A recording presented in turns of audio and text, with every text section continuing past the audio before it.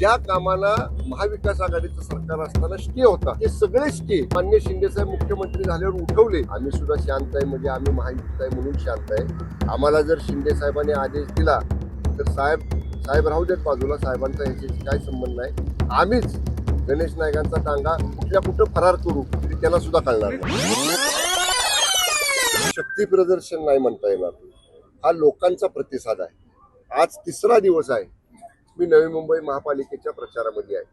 मी मोठ्या रॅली केल्या, सभा केल्या, कॉर्नर सभा केल्या, पदयात्रा केल्या. जिथं जिथं गेलो लोकांच्या चेहऱ्यावरचा एक उत्साह पाहायला मिळाला. यावेळी आदरणीय शिंदे साहेबांच्या नेतृत्वाखालचं परिवर्तन हे महापालिकेत करायचं हे नवी मुंबईकरांनी ठरवलेलं आहे. आणि आम्ही लोकांना सांगितलेलं आहे 80% समाजकारण आणि 20% राजकारण. आमचे उमेदवार सुद्धा निवडून आल्यानंतर 80% समाजकारण करतील, 20% पक्षाचं काम आणि राजकारण करतील. त्यामुळे वंदनीय शिवसेना प्रमुख हिंदू हृदय सम्राट स्वर्गीय बाळासाहेब ठाकरे साहेब यांच्या शिकवणीप्रमाणे आम्ही लोकांच्या पुढे मतं मागतोय आणि नवे मुंबईकरांचा प्रचंड प्रतिसाद या निवडणुकीमध्ये शिवसेनेला मिळतोय. काय आहे, पुण्यामध्ये राष्ट्रवादी स्वतंत्र लढती आहे, शिवसेना स्वतंत्र लढती आहे. त्यामुळे तर शेवटी निवडणुकीमध्ये महायुती झाली असती तर आम्ही या बाबतीत एकत्रपणानं आमची भूमिका काहीतरी सांगू शकलो असतो. पण जेव्हा महायुतीतले बरेच ठिकाणी असं आहे की काही महायुतीतले हे मुख्य पक्ष काही ठिकाणी 2-1 ठिकाणी आहेत, एक वेगळ्या जागी आहे, काही ठिकाणी 3-3 जागी आहेत.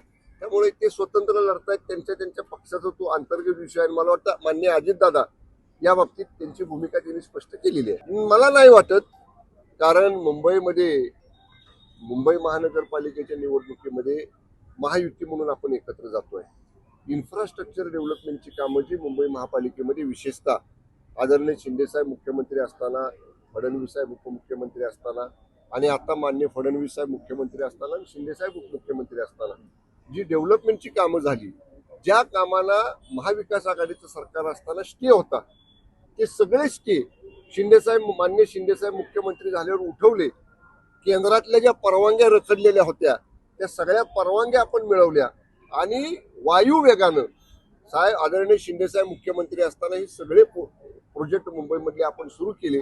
आणि त्या विकासाच्या मुद्द्यावर मुंबईकर सुद्धा महायुतीला प्रचंड बहुमत दिले. 2022ला आम्ही ज्यांचा टांगापलटी केला शिंदे साहेबांच्या नेतृत्वाखाली, त्याच्यामुळं गणेश नाईक साहेब पुन्हा मंत्री होऊ शकले. 2022ला जर आम्ही शिंदे साहेबांच्या नेतृत्वाखाली 50 आमदारांनी भूमिका घेतली नसती तर हे सरकार त्यावेळेचं येऊ शकलं नसतं. त्यामुळे मला आता जुन्या गोष्टी बोलायच्या नाहीत.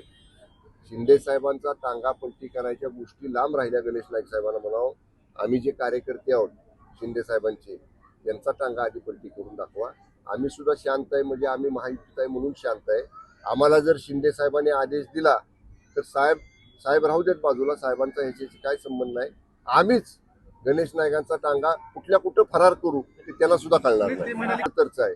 मग आम्ही पण सांगतो, जर आम्हाला शिंदे साहेबांनी आदेश दिला तर आम्ही पण त्यांचा टांगा फरार करू. नवी मुंबईत महापौर शिवसेनेचाच. ठाकरे साहेब सतत भूमिका बदलत असतात, त्यामुळं त्या बदलत्या भूमिकेला लोक पाठिंबा देतील असं वाटत नाही. आणि इतकी वेळा वेगवेगळी भूमिका घेणारी, वेगवेगळ्या टीका करणारे, म्हणजे टोकाची टीका मान्य राज ठाकरे साहेबांनी मान्य उद्धव ठाकरे साहेबांवर केली होती, मनसेनं शिवसेनेवर केली होती. आता काय एकत्र आले तर सत्तेचा मलिदा घेण्यासाठी एकत्र आलेले आहेत. हे मुंबईकरांनी ओळखलेलं आहे. विजन, डेव्हलपमेंटचं विजन, विकासाचं विजन कुणाकडे आहे आणि सत्तेचा मलिदा कुणाला खायचं. मान्य शिंदे साहेबांनी काय सांगितलं, सोन्याचं अंड देणारी कोंबडी म्हणून मनसे आणि शिवसेना महापालिकेकडे मुंबईच्या बघते. ते आता सोन्याचं अंड नुसतं नको आहे, अख्खी मुर्गीच खायची सोन्याचं अंड देणारी. त्याच्यासाठी मनसेची शिवसेनेची चाललेली धडपड आहे. शिवसेना भाजप युती मुंबईचं डेव्हलपमेंटल विजन पुढे घेऊन चाललेलं आहे आणि डेव्हलपमेंटल विजनला मुंबईकर नक्की पाठिंबा देतील. ओके, 50 खोक्याचा विषय जुना झाला. राज ठाकरे साहेबांना म्हणावं, आता आमच्यावर आरोप केले त्यावेळी, जेव्हा मान्य मी मगाशी ज्याचा उल्लेख केला, शिंदे साहेबांच्या नेतृत्वाखाली आम्ही भूमिका घेतली, 50 खोके म्हणले आम्हाला, रेडे म्हणले संजय राऊत, गटरातलं पाणी म्हणले, प्रेत म्हणले, आमच्या महिला आमदारांना अर्वाच्य भाषेचा वापर केला. एवढं झाल्यानंतर 24ला आम्ही गेलो ना लोकांच्या पुढे मतं मागायला, आम्ही जर असं काही 50 खोके वगैरे घेतले असते तर लोकांनी जोड्यानं मारला असता आम्हाला. आम्ही 19ला निवडून आलो, त्याच्या दुप्पट मताने निवडून आलो परत 24ला. मग लोकांनी आम्हाला स्वीकारलं ना. आम्ही जर असं काही केलं असतं तर लोकांनी आम्हाला स्वीकारलं नसतं. लोकशाही मार्गानं मतदानाची मोहर उमटवून लोकांनी आम्हाला या ठिकाणी स्वीकारलं आणि शिंदे साहेबांच्या नेतृत्वाखाली आम्ही 80 जागा लढलो, 60 जागा जिंकून आलो. त्यामुळे आपण राज ठाकरे साहेबांना म्हणावं की जुनं झालं पान, आता जरा स्क्रिप्ट रायटर बदला, जुने मुद्दे वगळा, काही नवीन मुद्दे असतील तर काढून या समोर, त्यालाही आम्ही जशाच तसं उत्तर देऊ. धन्यवाद.